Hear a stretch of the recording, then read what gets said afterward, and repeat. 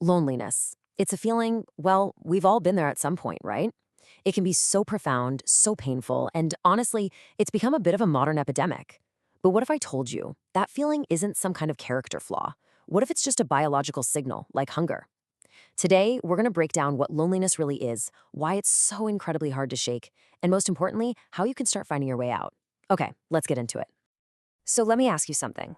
Have you ever been in a jam-packed room, maybe at a party or even just hanging out with your friends, and still felt completely and utterly alone?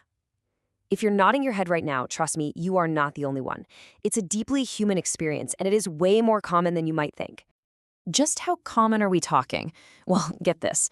In the United States, a staggering 46% of the entire population says they feel lonely on a regular basis. That's nearly 1 out of every 2 people you see. This isn't some small niche problem. It's a massive public health issue. And you know what's really wild? It's especially hitting younger generations hard.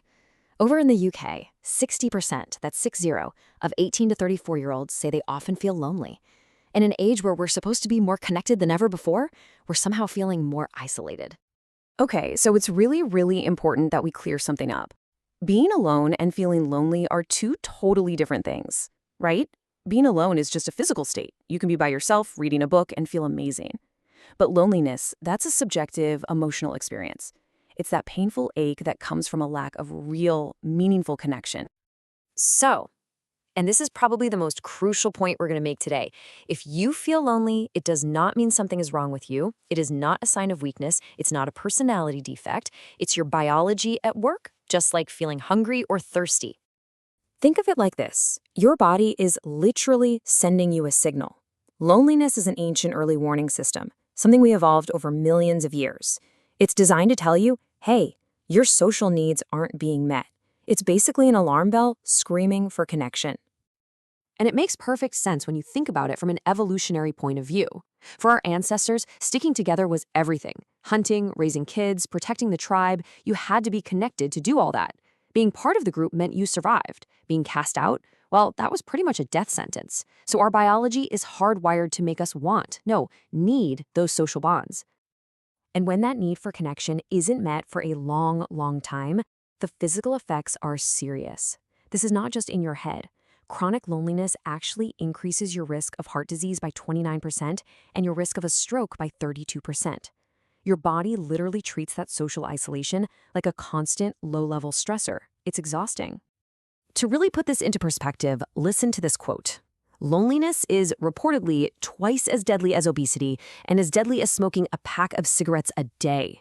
Wow, we hear all the time about the risks of smoking and bad diets, but it turns out chronic loneliness can be just as lethal.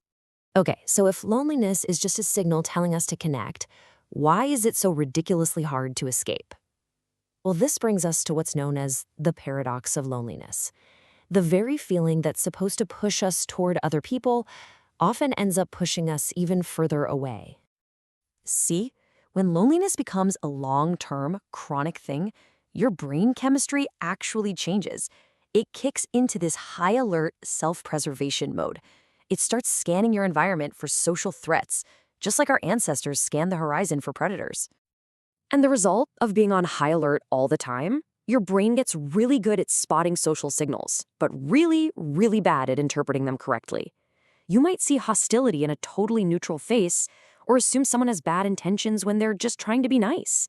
Your brain is trying so hard to protect you from getting rejected that it ends up misreading the whole world. And this creates this powerful, nasty feedback loop. Let's walk through it. It starts when you feel isolated. That makes you focus on negative social cues, right? Well, that focus just reinforces negative beliefs about yourself and other people, which of course makes you want to avoid social situations to protect yourself, which only makes you feel more isolated. And the cycle just keeps going, getting stronger every single time. It's a trap. But here's the good news. This cycle can absolutely be broken.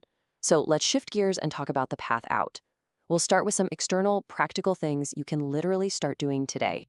Researcher Olivia Remis suggests 2 beautifully simple places to start. First, just start talking to people you run into every day. I'm talking super small talk. It doesn't have to be some deep, meaningful conversation. A simple hello to the cashier or asking the bus driver how their day is going, that can start to retrain your brain. Second, when you do talk to people, try sharing a tiny bit about yourself. It's that shift from just asking questions to actually opening up that builds the foundation for a real connection. Olivia Reams actually tells this great story about her friend who was terribly lonely. So this friend made a simple resolution: just talk to people everywhere she went. One day, she's in a bookstore, and someone asks her about the book she's holding. Instead of just giving a one-word answer, she opened up, shared what she thought, recommended other books. And that day, that was the start of a brand new friendship. You just never know where it can happen. So that's the outward part. But the second part of the solution isn't about looking outside. It's about turning inward. It's about shifting your perspective and finding strength from within. This is based on the wisdom of the Buddhist teacher Yongey Mingyur Rinpoche. A huge part of this inward turn is the power of reframing. Rinpoche explains that being physically alone doesn't have to mean you're lonely. He spent years on a solitary retreat and learned how to transform that state into solitude, a chosen, appreciated state of just being with yourself. The situation on the outside is the same, but the feeling on the inside is completely different. He teaches that you are never, ever truly alone because you have these incredibly powerful friends inside you already. He calls them your 3 inner best friends: your own awareness, your capacity for love and compassion, and your inner wisdom. These qualities are always there, a source of strength you can tap into anytime. And here is a super simple, actionable way he recommends to connect with that inner strength. Each day, just take a moment to actively appreciate 3 things about yourself. Then, appreciate 3 things in the room around you. And finally, appreciate 3 things about the wider world. This simple little habit can powerfully shift your focus away from what you feel's lacking and toward everything that's already there. So, as we start to wrap this up, what's the big takeaway? It's this: loneliness is a signal, not a life sentence.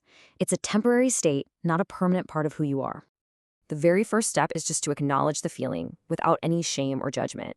You can't just ignore it and hope it magically goes away. You have to accept it for what it is, a signal from your body. And once you've heard that signal, you can start to take small, meaningful steps to address what's causing it by seeking connection, both with other people and with yourself. Look, finding your way out of loneliness can feel like a huge, overwhelming journey. I get it. But just remember this amazing quote: you don't have to see the whole staircase. You just have to take the first step. You don't need some grand plan. All you need to do is take that one small first step. Maybe it's saying hello to a stranger. Maybe it's appreciating one thing about yourself right now. That one step, that's enough to begin.